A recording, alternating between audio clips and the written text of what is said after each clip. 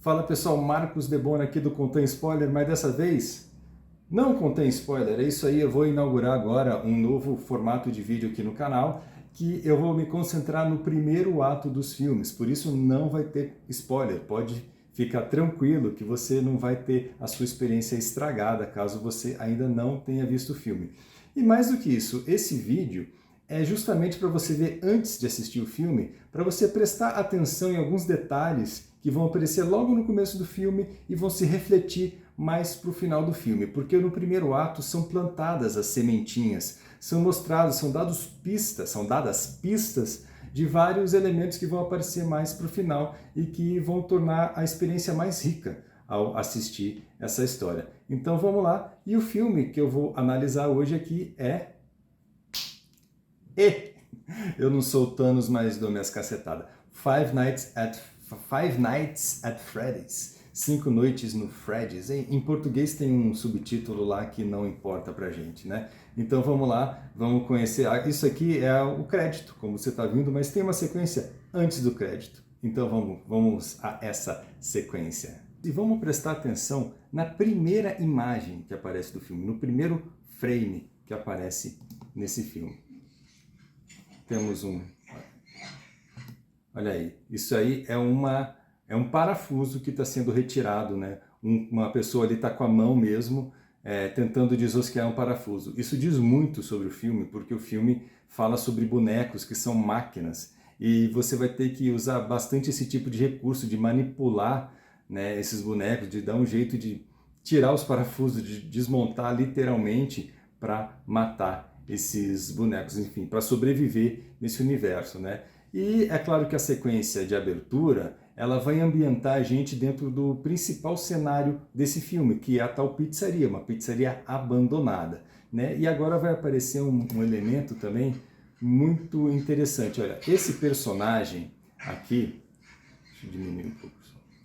Esse personagem, ele só aparece nessa sequência de abertura. Tá? Ele não vai aparecer mais em lugar nenhum porque não é necessário. E a gente já vai entender por que esse personagem só aparece agora. Né? Na verdade, a explicação é muito simples.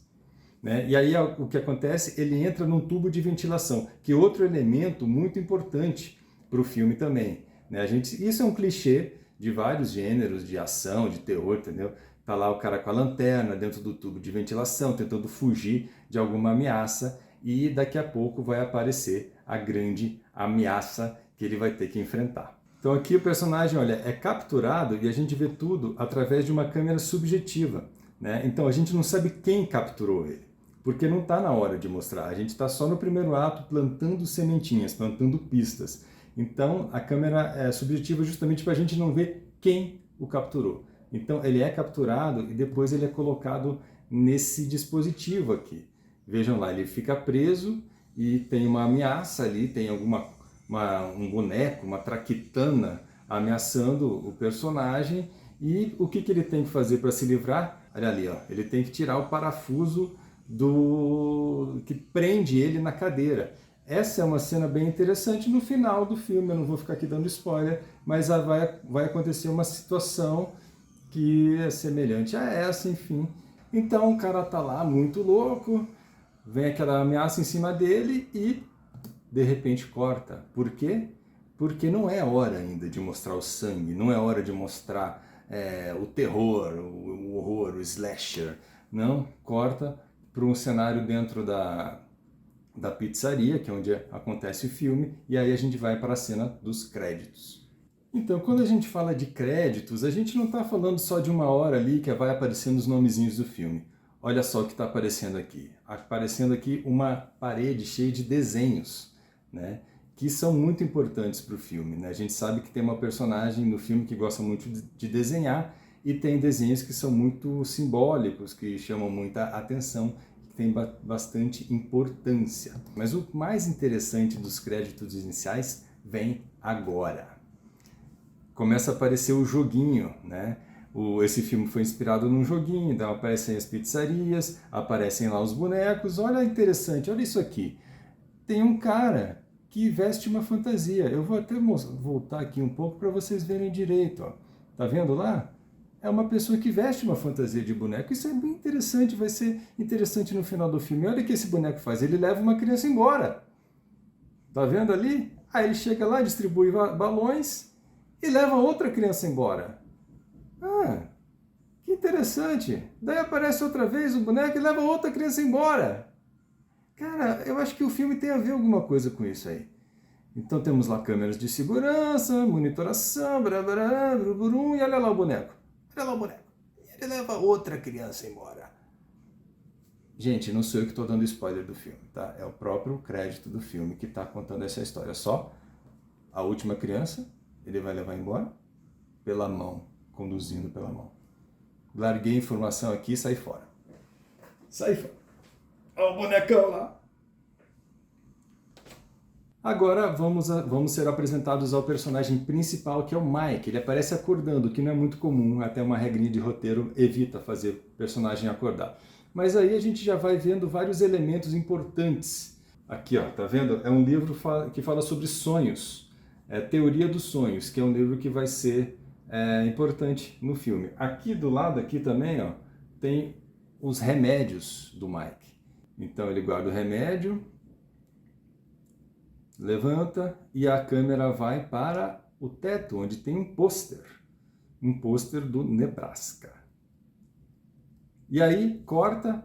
Esse corte é interessante porque parece que ele está no mesmo quarto ainda não, mas ele está no quarto da irmã. E a irmã, olha como ela é apresentada. Ela está isolada dentro de uma cabaninha de criança. Ela não está nem deitada na cama dela. Isso é muito simbólico, porque o personagem da irmã dele, ela vive isolada mesmo, ela fica só desenhando, tem pouco contato social e ela gosta muito de amigos imaginários. E aqui vocês estão vendo um conflito entre ele e a irmã. Isso também serve para a gente gerar, já chegamos aqui, para gerar empatia pelo personagem, porque ele cuida da irmã dele, mesmo ele sendo talvez um fracassado, um loser, ele tendo um monte de problemas, como a gente vai ver pela frente, ele cuida da irmã dele, e a irmã dele, mesmo assim meio chatinha, mesmo não querendo ir para a escola, não sei o que, ele está lá pela irmã. Corta, aparece aqui, ele no trabalho. O protagonista foi apresentado no ambiente de casa e agora vamos para o trabalho dele. E tem um amigo dele lendo justamente aquele livro, né? O livro sobre interpretação de sonhos. Ele chega numa passagem em que ele fala assim, pois então a pessoa vai revivendo sonhos recorrentemente como se fosse a primeira vez e vai poder influenciar nos sonhos, interagir com os sonhos, vai poder fazer alguma coisa diferente nos sonhos como se estivesse sonhando a primeira vez. Isso é muito importante para o filme. E aqui nós temos a sequência que ele vai ver um menino perdido lá no shopping e olha o que acontece. Né? Ele vê aquele menino perdido e vê uma pessoa, um adulto, puxando aquele menino, ele vai atrás. Isso desperta uma memória dele, que a gente não sabe qual é ainda, a gente vai entender daqui a pouco. Então ele vai atrás daquele menino e olha o que acontece. Ele derruba o cara no negócio do shopping e tal, e aí vai cortar.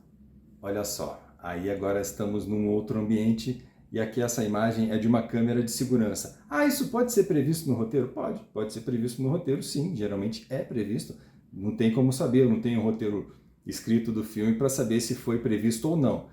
Mas aí a gente está num lugar aqui que ele perdeu o emprego, né? E o fato dele ter perdido o emprego é o começo de um incidente incitante. Incidente incitante é aquilo que dá um start no filme, aquilo que acontece ao protagonista que vai empurrar ele para a jornada. Aqui somos apresentados a um novo personagem e essa viradinha de cadeira, que legal, coisa clichê. Mas esse é aquele ator que fez outros filmes de terror, é uma persona interessante. É um personagem mais importante do que parece.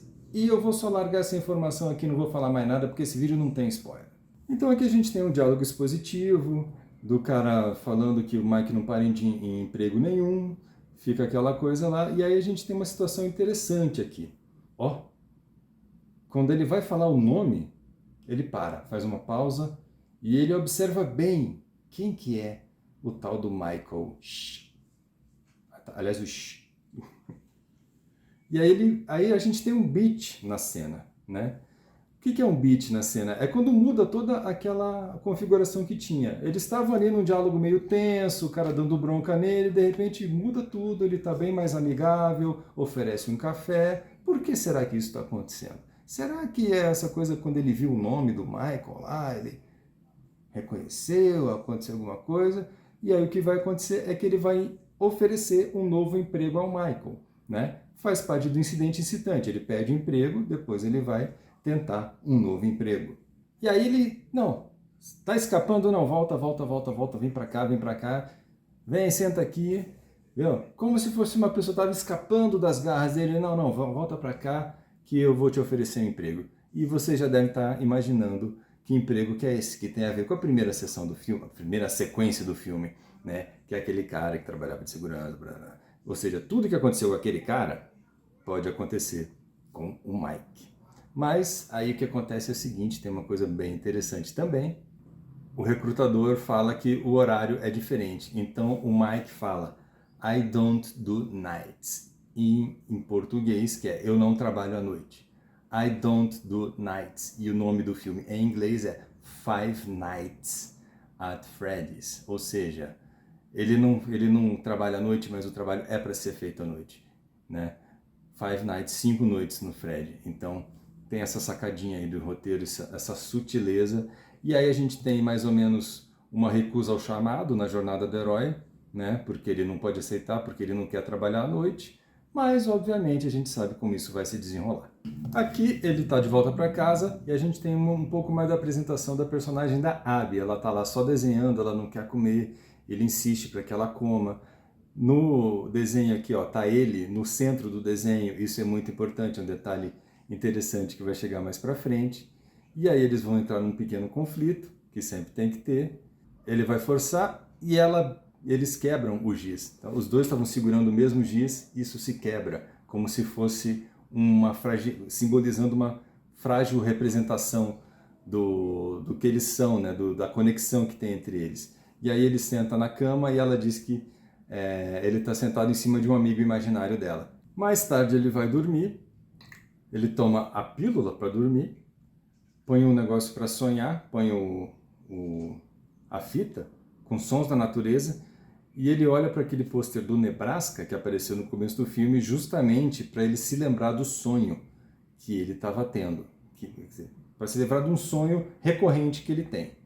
E aí a gente vai entender que sonho que é esse. E é justamente o sonho, na verdade, ele funciona como um flashback, que ele está revivendo uma memória dele de justamente quando ele foi colocado para cuidar do irmão caçula dele e o irmão foi sequestrado, ele vai atrás do irmão e isso obviamente é um grande trauma, então tá lá ele correndo, ele adulto correndo atrás do irmão e esse é aquele sonho que vai ser recorrente e que essas cenas vão aparecer várias vezes durante o filme, sempre com algo a mais, sempre com a história se desenrolando um pouco mais. Agora a gente tem uma sequência na escola e vamos ser apresentados a Tia, que é uma megera, uma vilã de novela mexicana, né?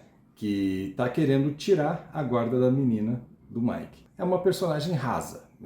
Eu acho que podia ter sido trabalhada uma motivação melhor. Ela podia ter um pingo de humanidade, um pingo de carinho pela sobrinha dela, mas aqui ela não demonstra isso.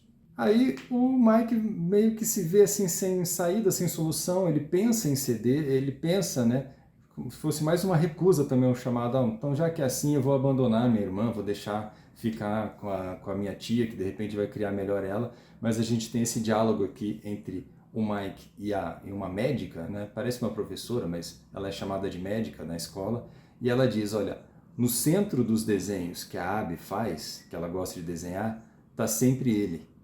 Então ele é importante para ela, por mais que ela implique, que não expresse isso tão claramente, e ele observa ela lá desenhando ali e ele é convencido de que ele deve aceitar aquele emprego para continuar tendo a guarda da irmã dele, a grande motivação dele no filme. Ele chega em casa, liga para o cara do emprego e ele pergunta, o que te fez mudar de opinião?